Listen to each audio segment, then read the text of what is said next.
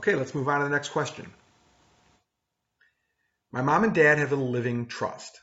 My husband and I have wills that we did when we first had our children. Do we need to upgrade to a living trust and why? So there's no one size fits all answer to that question. Living trusts have grown in popularity enormously for several reasons, but principally because they do allow you to avoid the probate process down the road.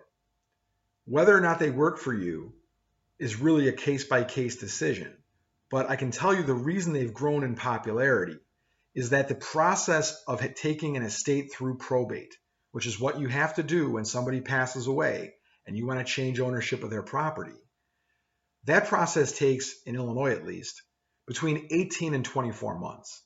And during that 18 to 24 months, you will be paying a lawyer on an hourly basis to handle court dates and to deal with that aspect of the business. A living trust, if done properly, will cost you a little bit more than a will, but it will allow you to avoid that more extensive legal fee down the road.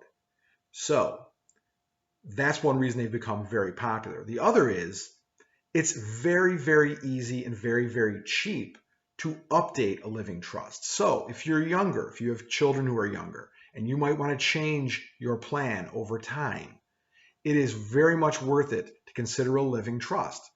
Because rather than going through the formal process of updating your will, that is often difficult and costly, you can very cheaply and easily update your living trust. So I recommend if you're younger particularly, you definitely consider a living trust.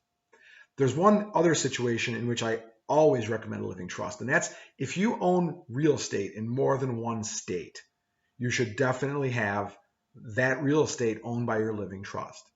The reason being, if you do not do that, that probate process that I spoke about at the beginning, your family will have to go through that in every jurisdiction where you own real estate. So you're looking at multiple legal fees in multiple jurisdictions, and you want to avoid that if possible. You can do that through a living trust that would be much more cost effective than having multiple probates. The last situation in which a living trust is always necessary is if you have a taxable estate.